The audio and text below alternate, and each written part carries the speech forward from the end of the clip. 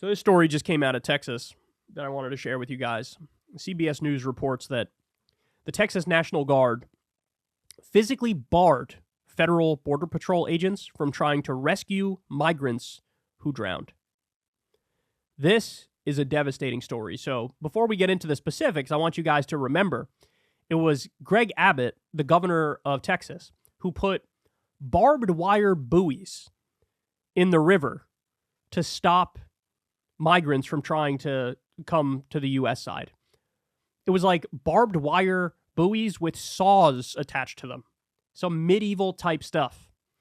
So here's what they say in CBS. A woman and 2 children drowned in the Rio Grande on Friday while trying to enter the U.S. near a section of the southern border where Texas National Guard soldiers have prevented federal border agents from processing and rescuing migrants. Now, by the way, let me just point out, what you just heard there is totally illegal. The Texas National Guard does not have authority above federal Border Patrol agents. It's the other way around. The federal Border Patrol agents have the authority over the Texas National Guard. That's not a debate. That's not a question. That's not up in the air. That's not a legal gray area. The Supremacy Clause of the Constitution is very clear. The federal government overrides the state governments. And it was the state government that held back these Border Patrol agents from trying to save these people. Federal officials and a Texas congressman said National Guard soldiers deployed by Republican Texas Governor Greg Abbott did not allow Border Patrol agents to attempt to rescue the migrants. Earlier this week, Texas National Guard soldiers abruptly seized control of a public park in Eagle Pass that Border Patrol had been using to hold migrants, marking the latest escalation in an intensifying political and legal feud between Abbott and President Biden over U.S. border policy. On Friday night, the Border Patrol identified 6 migrants in the Rio Grande who were in distress near the park, known as Shelby Park. Democratic Congressman Henry Cuellar, who, by the way, is one of the most conservative Democrats, said in a statement Saturday, federal agents, Cuellar added, unsuccessfully attempted to contact Texas state officials about the emergency by phone. Then, when Border Patrol agents went to the park and asked to be allowed to render aid to the migrants, they were denied entry. Texas Military Department soldiers stated they would not grant access to the migrants even in the event of an emergency, and that they would send a soldier to investigate the situation. Cuellar said, noting that Mexican officials recovered 3 bodies on Saturday. Quote, this is a tragedy and the state bears responsibility, he added. A U.S. Customs and Border Protection official who requested anonymity because they were not authorized to talk to the press said Cuellar's description of the events was accurate. In a statement Saturday, the Department of Homeland Security said Texas officials obstructed Border Patrol's attempts to rescue the migrants on Friday. Quote, tragically, a woman and 2 children drowned last night in the Shelby Park area of Eagle Pass, which was commandeered by the state of Texas earlier this week. The department said in responding to a distress call from the Mexican government, Border Patrol agents were physically barred by Texas officials from entering the area. White House spokesperson Angelo Hernandez said Texas soldiers blocked U.S. Border Patrol agents from attempting to provide emergency assistance to the migrants. Now, Texas has since come out and said, no, they were already dead. So, no, it's actually not true. Do I believe CBS News and the journalists on the ground and the congressman who was there and the federal agents, or do I believe Greg Abbott? I think you know the answer to that. Greg Abbott is a liar and a scumbag. So look, man, I understand. And I think everybody understands. Right now, it's certainly a frustrating situation because you do have what is effectively a crisis at the border. You do have massive numbers of people who are coming in. And one of the things that the red states have done, the border states, is they've started shipping immigrants to Chicago, to New York City. Of course, DeSantis did the plot where he sent them to Martha's Vineyard in a private plane and lied to them in the process. So we're well aware of what's been going on, and we're well aware that even Democratic governors and Democratic mayors are like, hey, man, we kind of need more federal assistance. We can't really handle this at the state level. We don't have the funds or the ability to handle it. All that is true.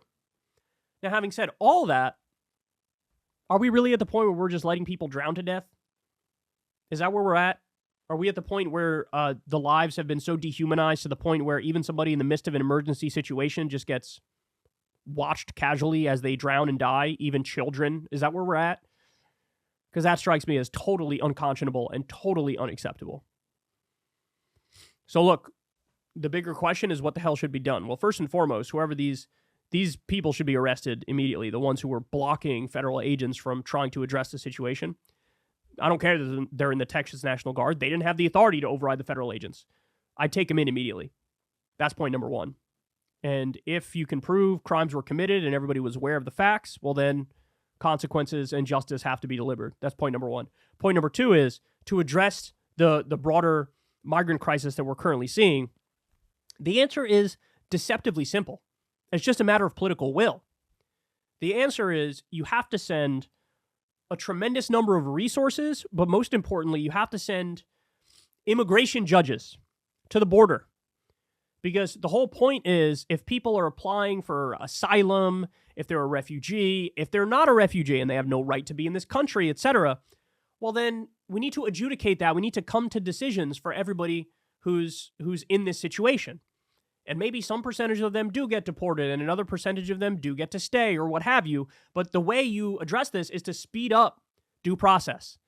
The way you address this is not to say, hey, due process is now irrelevant, it doesn't matter, and we don't believe in human rights and justice and a judicial system. No, the way you address this is, let's get a whole bunch more judges down there, and let's speed this process up, where we have an answer for everybody who's coming across the border. Where some, sorry, hey, you don't fit. You have a criminal record, you were part of a drug gang, and you creeped in here, and we have the evidence, and sorry, you got to go.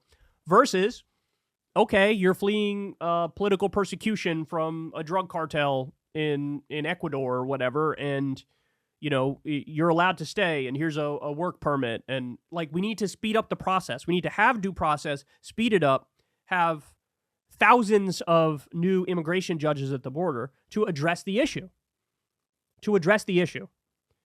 See, the answer is not let's have no border, or let's have the most militarized border in human history where we totally dehumanize and devalue the lives of the people coming across. The answer is obviously have a border, but have humane, reasonable, altruistic policies that are part and parcel with a civilized nation and law and order, right? Any nation is allowed to have a border, but you should have a process in place which is fair, which hears people out, gives them their day in court, and then you can make a decision accordingly. And right now, we are much closer to, it's like complete and utter chaos. They have no control of what's happening there. Everybody's so incredibly dehumanized. And then now we're at the point where people casually watching as children are drowning, right? And at the same time, there is no physical assistance and support to get more judges down there to process the asylum cases quicker and to figure out what the hell's going on and how to adjust properly. And so this is what we have.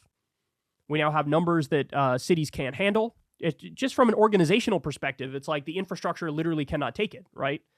It's not a question of morality in this instance. It's a question of, hey, they don't have the resources they need in order to deal with it. That's a problem. That's a problem. You know what's also a problem? Having people totally and utterly dehumanized where you watch them drown, or having people living under a bridge without a pot to piss in or a meal to eat, because we haven't decided to prioritize setting up a system with due process where there's immigration judges who can handle it and process them quickly. So it is a horrible situation. There needs to be justice. But this is, look, I think this is what Texas wants, right? I think they just want, anybody who comes, turn right around. Even if you're told there's a 97% chance they're going to die in the desert if you turn them away, I still think Greg Abbott in Texas would say, yeah, don't care. Do that. That can't be the answer. That can't be the answer. I agree that utter chaos and collapsing infrastructure systems aren't the answer either, but that is definitely not the answer. Watching children and women drown is definitely not the answer. So anyway, this should be a scandal, and there should be charges brought to the Texas National Guard, because you don't have authority over the Federal Border Patrol agents. You just don't. And as a direct result of your actions, 3 people are now dead. So they got to address this, man. But Biden's handling it the same way he's handling many things right now, which is barely existing or putting together coherent thoughts, never mind coherent policies. Hey y'all, do me a favor and like and subscribe. It helps out big time in the algorithm. Click the bell as well for notifications when videos drop, and watch that video on screen right now. You know you want to.